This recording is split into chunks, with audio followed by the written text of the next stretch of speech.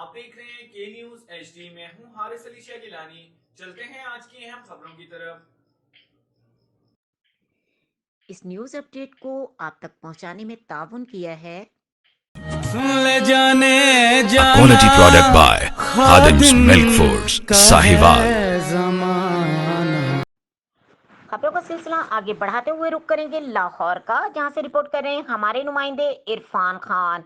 وزیر اعظم عمران خان کی جانب سے ہیلتھ کارڈ کے اجرا کے اعلان کے ساتھ ہی پرائیویٹ ہسپتالوں کی چاندی ہو گئی۔ صرف لاہور ڈویژن میں محض 18 دنوں میں پرائیویٹ ہسپتالوں نے 10 کروڑ سے زائد کما لیے، جبکہ اسی عرصے کے دوران سرکاری اسپتالوں میں محض 2 کروڑ روپے کا علاج کیا گیا۔ گزشتہ 18 روز کے دوران لاہور ڈویژن میں 5,712 مریضوں کا علاج کیا گیا، جس میں سے سرکاری اسپتالوں میں 1,460 جبکہ پرائیویٹ اسپتالوں میں 4,252 مریضوں کا علاج کیا گیا۔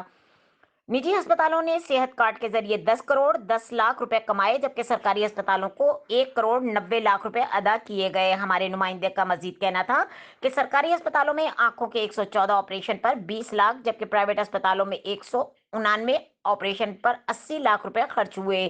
اسی طرح امراض قلب ڈائلیسس بھی خطیر رقم خرچ ہوئی۔ نجی ہسپتالوں کی جانب سے ہیلتھ کارڈ پر زیادہ پیسے چارج کرنے کی شکایات بھی عروج پر ہیں۔ نیا پاکستان قومی صحت کارڈ پروگرام پر سوال اٹھتا ہے کہ کیا یہ عام شہریوں کا اعتماد سرکاری ہسپتالوں سے اٹھ رہا ہے؟ کیا ہیلتھ کارڈ پر پرائیویٹ ہسپتالوں کو نوازا جا رہا ہے؟ ہیلتھ کارڈ کے لیے 400 ارب روپے مختص کیے گئے، کیا مختص بجٹ مریضوں کی تعداد کے اعتبار سے کیا گیا؟ پنجاب حکومت 400 ارب کہاں سے لائے گی؟ کیا پرائیویٹ ہسپتالوں میں علاج کے اعداد و شمار سندھ حکومت کے تحفظات کو تقویت دے رہا ہے؟ کیونکہ سندھ حکومت بھی ہیلتھ کارڈ انشورنس کے بعد پرائیویٹ ہسپتالوں کو نوازنے کے الزامات عائد کرتی رہی ہے۔ مزید خبروں اور اپڈیٹس کے لیے ہمارے ساتھ رہیے گا، تب تک کے لیے اپنا خیال رکھیے گا۔ اللہ حافظ۔